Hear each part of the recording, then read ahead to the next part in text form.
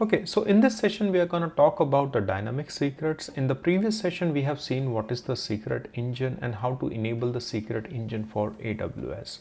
But for the today's session we are just going to take one concrete example where we will be generating a dynamic secrets for our AWS account. Before we proceed, there is one prerequisite for generating the dynamic secret for AWS. You need to have the access key and the secret key for your root user account, because we need to set up those config for generating the dynamic secret. But before that, we need to enable the secret engine path for our AWS. So this is the command which we are going to use to enable the secret engine path for our AWS. This is my terminal and I'm just gonna enable the secret engine path for AWS. So I'm just gonna run the command secret enable path AWS. And here you can see we have enabled the secret engine for AWS. We can verify by running the secret list command over here, and here you can see our AWS secret engine path has been enabled. So that is our first step. Moving to the next step, we need to set the root config for our AWS root user, and for that we need access key and the secret key. So this is the command which we are going to run, and here I have hidden my access key and the secret key so that just for the security purpose. Otherwise you can use your own access key and the secret key of your root user.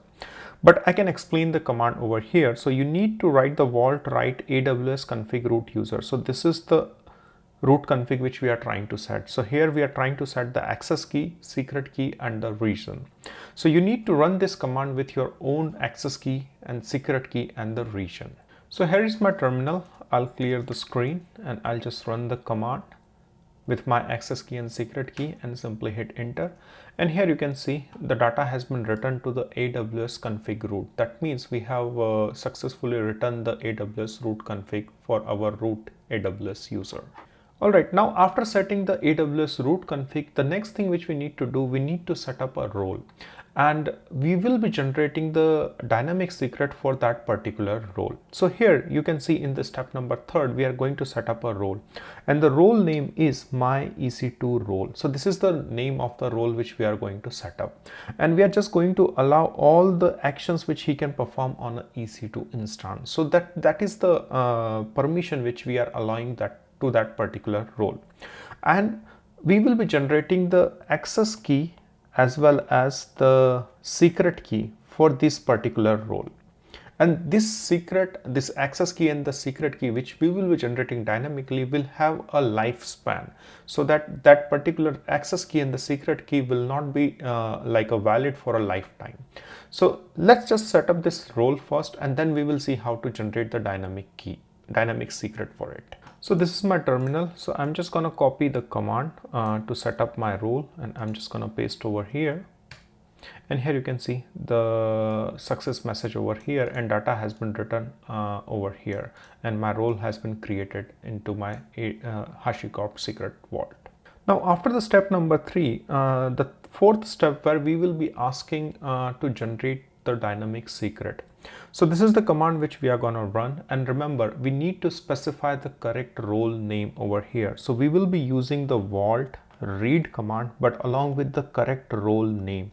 So this role name should be the same which we have set up over here. So here you can see my EC2 role, and here the role should be the same. The name should be the same so that it can generate the dynamic secrets for that particular role. So I'm just gonna head over to my terminal and run this same command.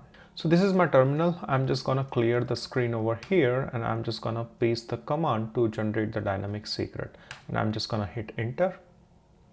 And here you can see these are the new access key and the secret key which has been generated dynamically.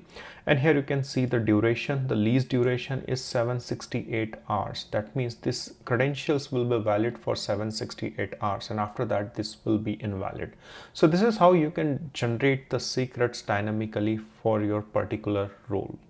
Also, one more thing, how can you revoke this dynamic credential, or how you can destroy this dynamically generated credential or secrets.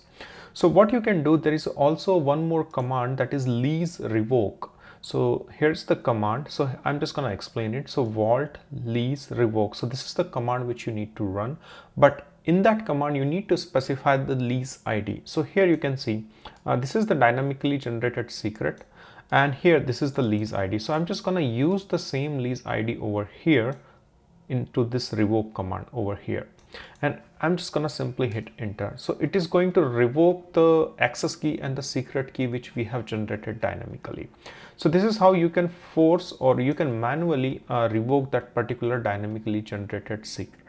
So that was all about the dynamic secret generation using the HashiCorp Vault and AWS. In the next session, we will be talking about the token authentication.